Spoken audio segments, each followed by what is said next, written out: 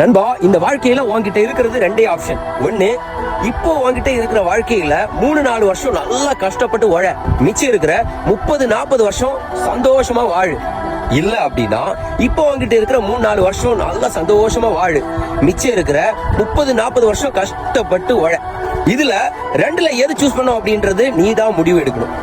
ஒருவேளை இப்ப இருக்கிற 3-4 வருஷம் நல்லா உழைச்சிட்டு மிச்சம் இருக்கிற 30-40 வருஷம் நான் சந்தோஷமா வாழணும் அப்படின்றத நீ சூஸ் பண்ற அப்படின்னா இப்போ நல்லா உழைக்கணும்.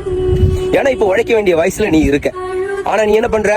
மொபைல்ல நல்லா யூஸ் பண்ணிட்டு ஃப்ரீ ஃபயர், பப்ஜி அப்படின்னு விளையாடிட்டு உன் நண்பர்களை கூட சுத்தி உன்னோட டைமை வேஸ்ட் பண்ணிட்டு இருக்க.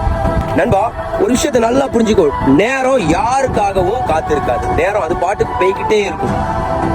காலப்போக்குல உன்னோட ஏஜ் அவுட் ஆயிரும். உன்னால உழைக்க முடியாது, படிக்க முடியாத வயசுக்கு நீ வந்துருவ. கடைசியில நீ எதையும் சூஸ் பண்ண முடியாது. காலம் சூஸ் பண்ணும் நீ எந்த மாதிரி வாழணும் அப்படின்ட்டு. அதனால நேரத்தை வீணாக்காம இப்போ உன்கிட்ட இருக்கிற 3-4 வருஷத்தை நல்லா நல்லா படி, பிசிக்கலா உன்னை உருவாக்கு. நீ நினைக்கிற கெரியர்ல நீ போய் சேரு. மிச்சம் இருக்கிற 30-40 வருஷம் உன்னால உனக்கு பிடிச்ச மாதிரி இந்த வாழ்க்கை வாழ புரிஞ்சிருக்கும் அப்படின்னு நினைக்கிறேன். இதெல்லாம் யார்கிட்ட சொல்லிட்டு